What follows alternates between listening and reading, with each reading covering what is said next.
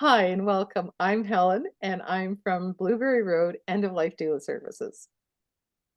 And I'm Erin, and I am a death doula, and my business is Before Your Last Breath Doula Services. And we are happy to be here again. And thank you for coming along on this unconventional virtual road trip as we navigate the highways of life and death. Buckle up and prepare for an enlightening journey with two death doulas, weaving through heartfelt conversations about the ultimate destination. Buckle up for a ride that's more profound than a near-death experience. Two death doulas, one car, and deep reflections on the meaning of life. We may even make the Grim Reaper rethink his career choice. So hi, and thanks for joining us. We're Erin and I are on this road trip, and we are just want to have some conversations. And what are we going to do today, Erin? Oh, I think we need to talk about when we feel it's appropriate, and I use that word very lightly because I don't think there's an appropriate in this instance, death doula. So when do you think that you would reach out to a death doula? And I know that we mentioned in the last conversation, I mentioned about, I feel when you're old enough to make decisions about your life, you're also old enough to make decisions about your death. So I don't feel that there is a right or wrong. And I feel that we all get caught up in that when is the right time? Is this okay? And it's just, if you're thinking about it, reach out and ask. Perfect. That's so true, right? Because it's like, and again, I think part of our conversation is about having people understand that they can that we need to have these conversations. And by having conversations like we are today, it brings about that understanding that there is no right time to do it, but now is the best time. It Yes. right? Because it's Yes. kind of like, well, really, if you're like you said, if you're thinking about it, then it's probably a good idea to have it done. Um, talk to the doulas, and most of us are happy to talk to you and have that first conversation to sort of see if we're a fit, if it's something that you want to talk about, if we're the ones that you want to have the conversation with. Like there's many things, but it's having those first conversations to even realize what we do. And all of us do something different, as we said on the last one as well. But what else would you say, Erin? Is there something that you can think of that? Yeah, I really feel I'm sure you've had this experience too, where I've had people say, "Oh, well, I don't need to talk about that," or "I'm too young," or "I'm not in that place yet," or. And every day we live, we're a day closer to death. Yeah, So being prepared, I know a lot of people, I can be super organized in some places and really not in others. yeah, And so I know sometimes too that whole organizational factor can be really overwhelming. But it's just that one, it's just, again, if you're thinking about it, what's the one thing I can do today? And sometimes it might be hard to reach out to a death doula because one, you don't know where we are.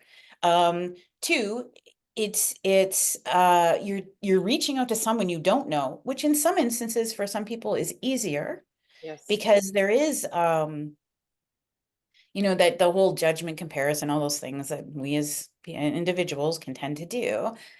So we have someone we don't know at all who we could talk to, and maybe that's helpful. yeah, But if you can't, if you're finding that a challenge, even just having just it's like dipping your toes in water or running your fingers under it. Okay, is this water warm enough? When you're testing the waters, yeah, literally. So yeah, have that conversation with someone that's close to you if you can, to yeah. say, I was really thinking about this, or gee, I like lilies. Did you know what color and just it doesn't have to be about death. No, It can be about the things that you like. yeah. And that would give an indication to the people around you. And that's even a step. For sure. That's a huge one. But what, so bringing up something else. So we, again, are part of the Death Doula Network International out of British Columbia too. And we've had conversations. Well, they have a podcast and I was listening to it the other day and Leslie was on it and she's an intensive care nurse. And one of the things she talked about, though, is one of the things that we don't do is make sure that we have somebody who can speak for us in an emergency, and who we know and they know that we've put them down, or right. So we also, like, there's all these things that we can have prepared, but if somebody doesn't know where to find it, we can't have it locked up in a safety deposit box. We can't have it with our lawyer. When you end up in the if you end up, and there's always a possibility, ending up in the hospital and not having people know what you want. So again, it's kind of like a lot of what the death doulas do, again, is talking about what do you want in different situations. And even though we can't predict everything, we can sort of play it out a bit to understand that, well, if in this circumstance I might want somebody to make this decision for me or that, and we don't know that we won't be in that position where we can't speak for ourselves. And for me, that's one of the strong ones, where if there's anything you do that one. Make it a point to talk to somebody who will be your spokesperson if you can't speak for yourself, and have it written down and have people know, and ask that person permission to put their name down, because some people might not be able to make those hard decisions for you at the end of life, and that's so crucial. It's so crucial. And yeah, anyway, I get passionate about those kind of things. But please do. I think you touched on a really good point, actually, Helen, because as you were talking, I was thinking that's the one thing I'm like, please take this away. If nothing else, is that yes, the person or persons that you would like to have make those decisions for you, you have to ask their permission first. Don't assume that they're going to be okay. I actually made that mistake myself.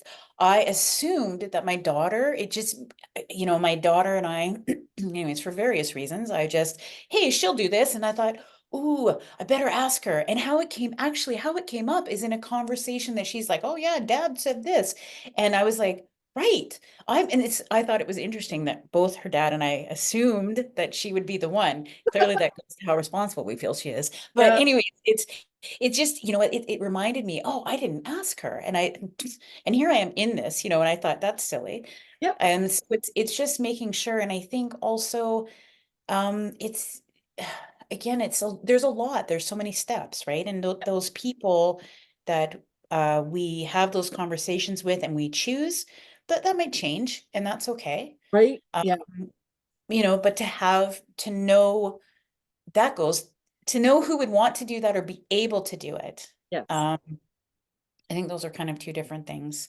So on It's another conversation that I listened to, one of the comments too was, is that be careful who you choose. If it's your 90-year-old mother who you've had on it for like the last 20, 30 years, you might want to change that.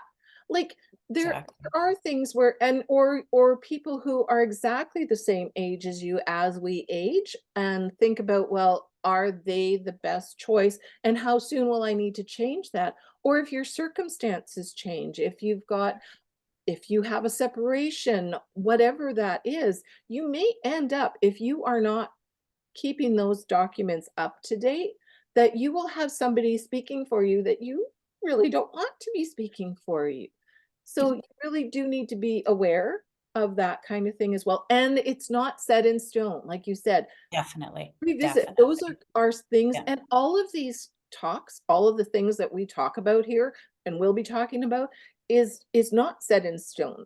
These are all having the discussion and realizing that we change over our lifetime as well. So at 30 and at 60, I have different values. I have different things that I value, I want done for me or not done for me. Hmm. Another very important part, what don't I want people to do at certain intervals? And if in this situation, is this what I really want?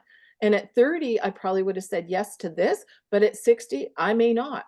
So understanding that we get to change our mind. It's not set in stone.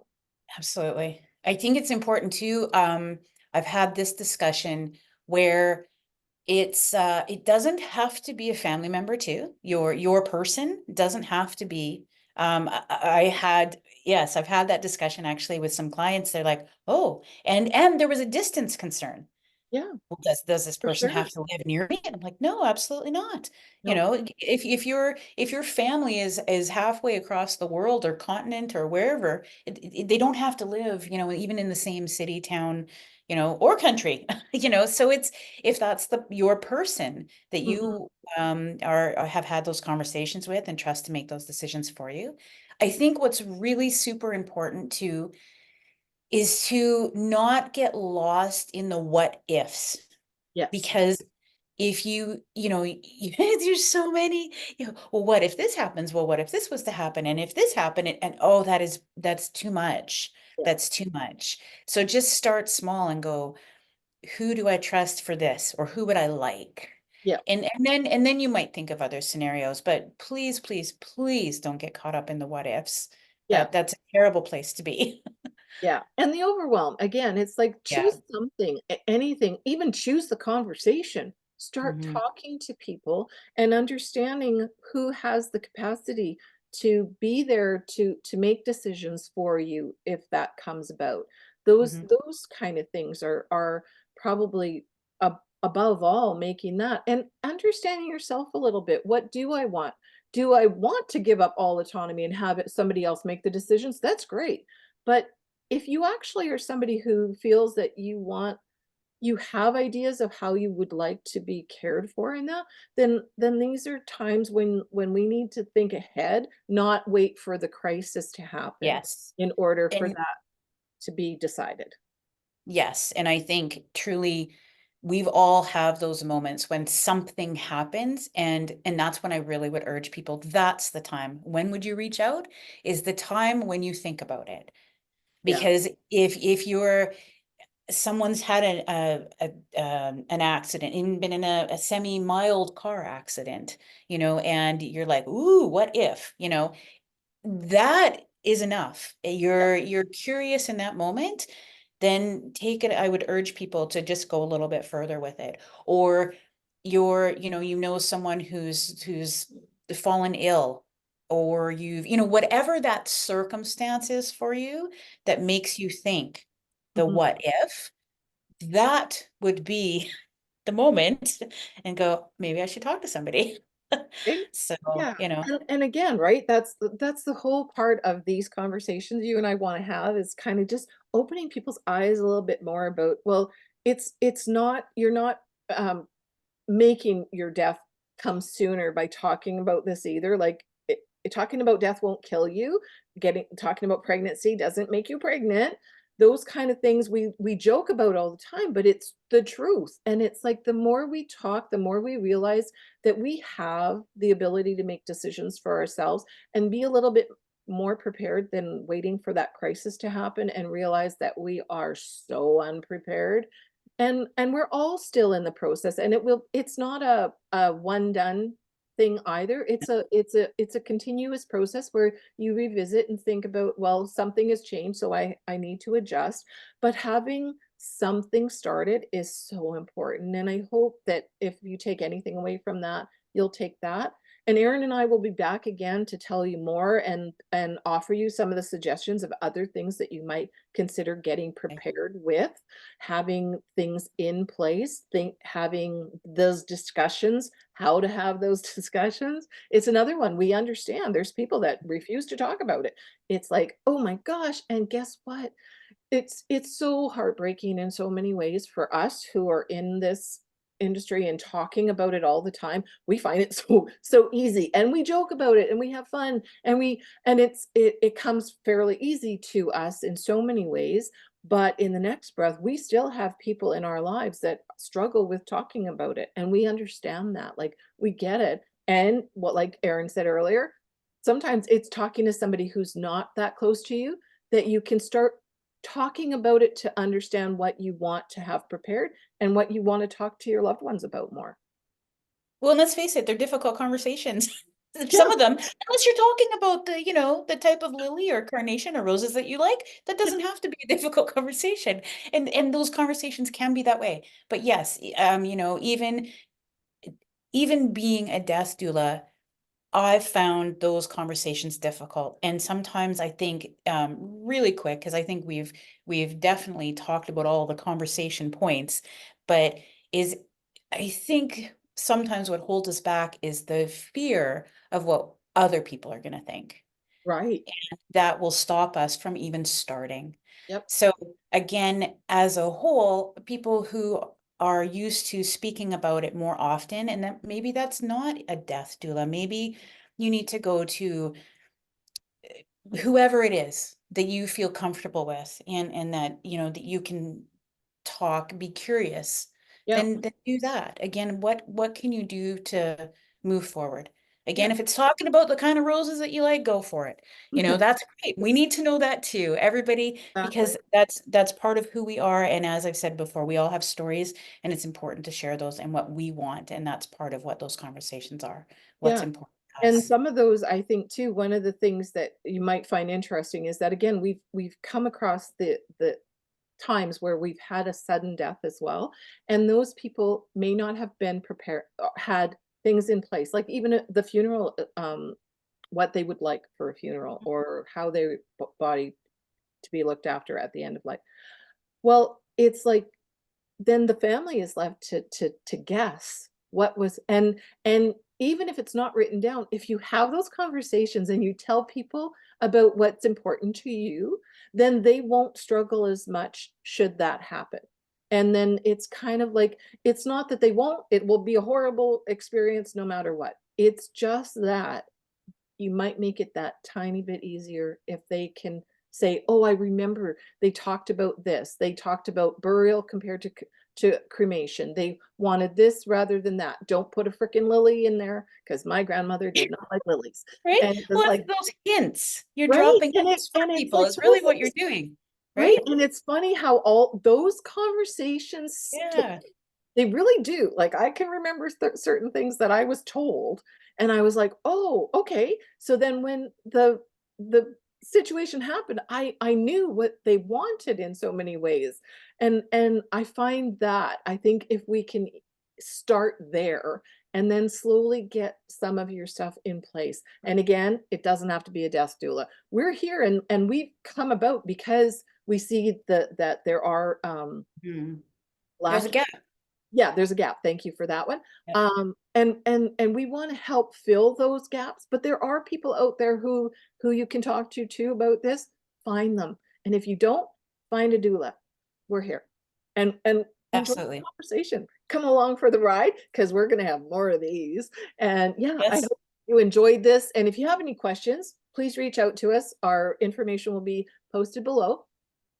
And again, we'll have more of these conversations and give you little hints of things that you might want to think about, or and just things that come up for us too, like the ideas that end up we come up with because we've had a conversation or we've heard something. For me, it's like I said, it's the podcasts and stuff sometimes that I listen to. If there's anything, start there. Start listening to some of these podcasts. Friggin' heck, they're great. There is so much information on them, and you get those little takeaways. And so start the conversations. Please, please, Mhm. please, please start the Curious. yeah. Yes. And be Yeah. curious about what others want. Ask those questions of your loved ones as well, and see if you can get some of those things answered and feel more comfortable so that when the time comes, you feel very confident in making those decisions for them if they can't make the decision for themselves. And thank you for Yeah. joining us on this ride. And Yes. we'll see you I've again had soon. fun. Have a great day, guys.